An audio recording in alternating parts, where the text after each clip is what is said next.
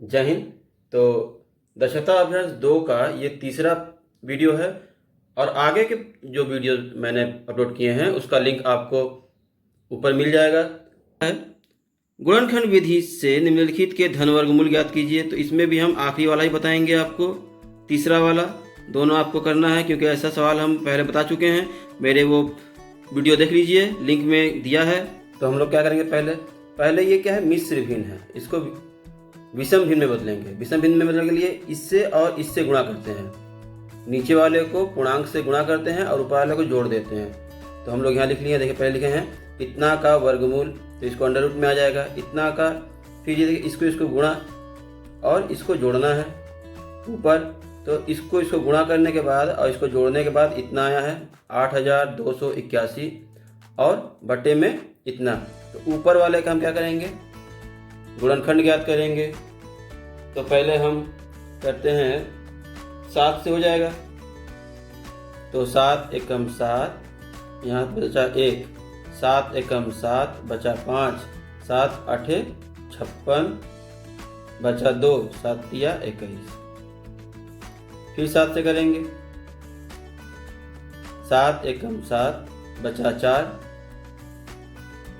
7 छक 42, 7 नवा 63। फिर अब 13 से कट रहा है, 13 एकम 13, 13 तिया 39। फिर 13 से कट रहा है, 13 एकम 13। तो कितना आया इसका, 7 गुणे 7 गुणे 13 गुणे 13 ये आया। अब ये नीचे 2 8 और 9 इसका भी गुणनखंड कर लेंगे। तो ये 17 से कट रहा है, 17 एकम 17, 17 7 119। फिर 17 एकम 17, तो मतलब 17 गुणे 17 आया। ठीक है, तो इसका जोड़ा बनाएंगे, इसका जोड़ा बनाएंगे और इसका जोड़ा बनाएंगे। तो हम क्या करेंगे, ये जोड़ा बन गया है तो इसका हम सिर्फ ये 7 लिखेंगे एक बार और 13 लिखेंगे एक बार और नीचे 17 एक बार। तो 13 7 91 और नीचे 17। तो नीचे कम जब भी रहता तो हम भाग देते हैं, तो 17 तो 91 में भाग देंगे, 17 पचे 85 बचा 6। तो आपका कितना आ गया, देखिए पहले ये लिखेंगे 5, फिर नीचे जो है वो नीचे ही रहेगा 17 और जो बच गया है यहाँ 6 वो ऊपर। ये आपका आंसर। इसी तरह बाकी जो मैंने नहीं किया है उसको भी आप कोशिश कीजिए, अगर कहीं असुविधा हो तो कमेंट करके बताइए।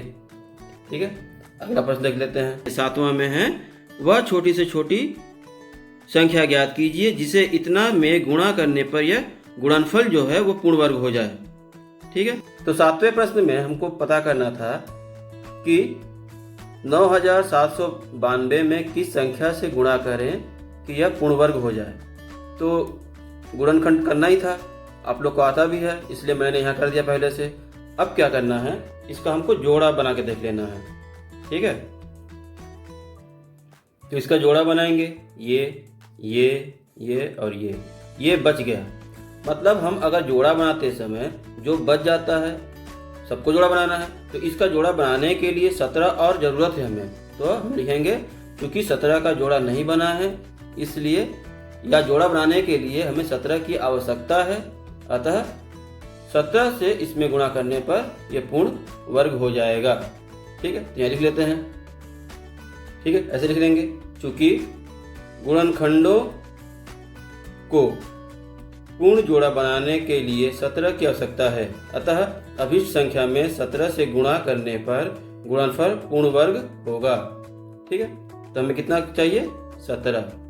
ठीक है, ये हो गया। अगला देखते हैं। 8वां है, वह छोटी से छोटी संख्या ज्ञात कीजिए जिसे इतना में भाग देने से भागफल पूर्ण वर्ग हो जाए। तो इस प्रश्न में क्या था, किस संख्या से भाग दें। तो ये आप याद रखिएगा, गुणा और भाग दोनों में यही होगा, जो बच जाएगा वही हम उत्तर लिख देंगे। तो यहाँ देखिए इसका जोड़ा बना रहे हैं तो ये 3 बच जा रहा है, तो हम लिखेंगे चूंकि 3 शेष बच गया है जोड़ा बनाने में, इसलिए 3 से भाग देने पर भागफल पूर्ण वर्ग होगा। ठीक है, तो लिख लेते हैं। ठीक है, तो ये लिख लेंगे आप लोग। क्या करेंगे हम लोग, पहले ऐसे गुणनखंड करेंगे, जोड़ा बनाएंगे, जो बच गया है उसी को लिखेंगे। गुणनखंडों का जोड़ा बनाने पर शेषफल 3 रह गया, अतः 3 से भाग देने पर भागफल पूर्ण वर्ग होगा। ठीक है, ये आपका उत्तर। 9वां नंबर लिख लेते हैं। 9वां है 4 अंकों की छोटी से छोटी पूर्ण वर्ग संख्या ज्ञात कीजिए। तो इसमें हम क्या करेंगे, 4 अंकों की सबसे छोटी संख्या बोला है तो लिखेंगे 4 अंकों की सबसे छोटी संख्या बराबर ये हो गया। अब इसका हम भाग विधि द्वारा पहले वर्ग मूल ज्ञात करेंगे। ठीक है, यहाँ लिखते हैं 1000। पहले जोड़ा बनाते हैं, ये 10 है तो 4 चौका 16 हो जा रहा, 3 तिहाई 9 तो 3 से करेंगे, 3 तिहाई 9 1, फिर ये दोनों उतार देंगे, इसको इससे जोड़ेंगे 6। अब अगर 2 बार करते हैं तो 104 हो जाता है, 6 12 124, तो 1 बार करेंगे तो कितना बच गया 9, यहाँ बचा 9 में से 3 39। तो हम क्या करेंगे, इतना शेष बच जा रहा है तो हम एक बार अधिक पढ़ेंगे। क्या करेंगे, एक बार अधिक, इसमें पढ़ सकते हैं या फिर अलग से अलग पढ़ सकते हैं। चलिए एक बार अलग कर दे रहे हैं,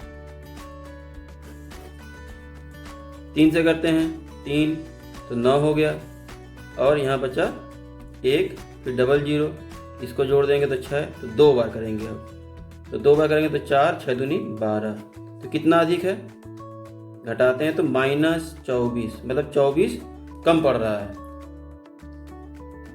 तो लिखेंगे अतः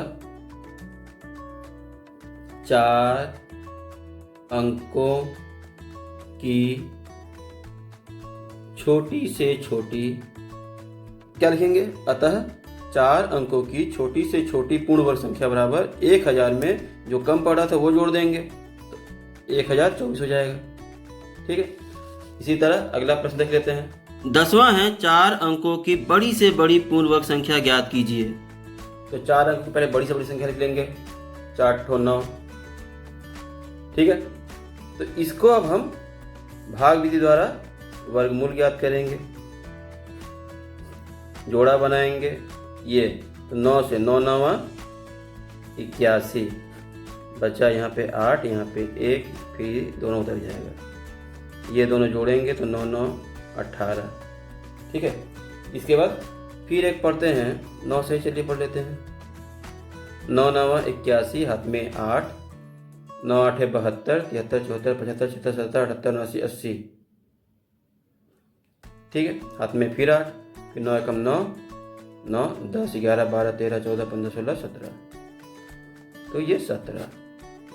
कितना हो गया, ये घटाएंगे तो 8 9 1 198।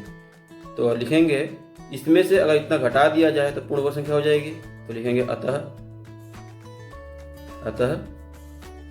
4 अंकों की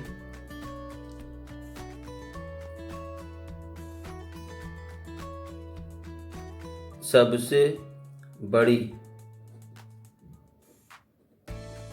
पूर्ण वर्ग संख्या बराबर क्या है,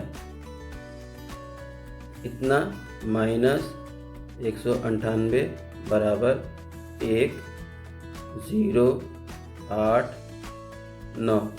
ठीक है, 9801, ये आपका आंसर। 11वां है वह छोटी से छोटी पूर्ण वर्ग संख्या ज्ञात कीजिए जो 16 18 और 45 से पूरी तरह विभाजित हो।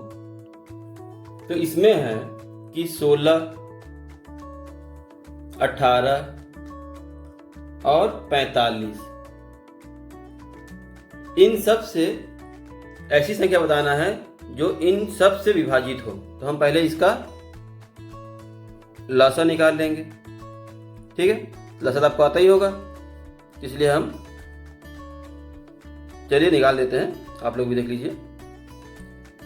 पहले 2 से देखेंगे तो 2 से 2 8 16, 2 9 18, ये 45 नहीं कटा। फिर 2 से ये 4 बार में ये नहीं कटा। फिर ये 2 से ये 2 बार ये नहीं कटा। फिर 2 से ये 1 बार ये नहीं कटा। अब 3 से 3 तिहाई 9 और ये 3 15 तिहाई 45। फिर 3 से फिर 3 एकम 3 और 3 5 6 15। अब 5 से 5 एकम 5। तो ये आपका लसा आ गया। तो लसा बराबर 2 गुणे 2 गुणे 2 गुणे 2 गुणे 3 गुणे 3 गुणे 5। ठीक है, 1 2 3 4 1 2 1 1 2 3 4 1 2 1। तो इसको हम पहले जोड़ा बनाएंगे। 1 2 3, इसका जोड़ा नहीं बना। ठीक है, तो चूंकि 5 का जोड़ा नहीं बना, अतः इन संख्याओं में 5 से गुणा करते हैं। तो क्या हो जाएगा? 2 गुणे 2 गुणे 2 गुणे 2 गुणे 3 गुणे 3 गुणे 5 गुणे 5। ठीक है, अब क्या होगा? इन सब का गुणा करेंगे। तो देखिए कैसे करते हैं हम।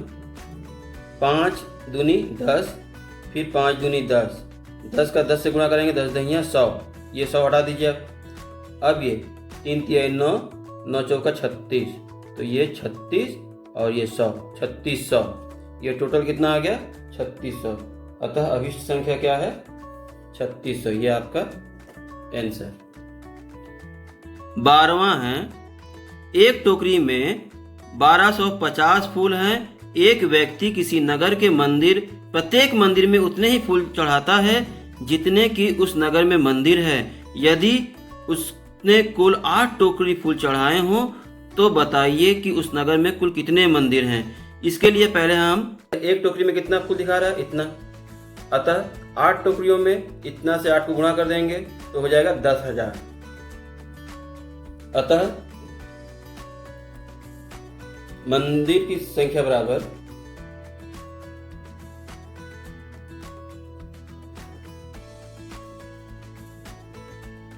√10,000।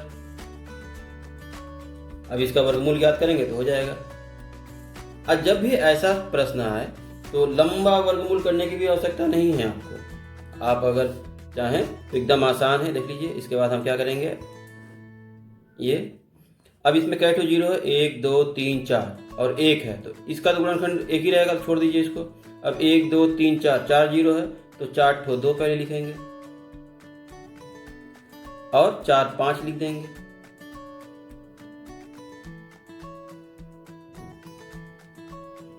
ठीक है, बस अब इसका जोड़ा बना के जो आएगा निकाल देंगे।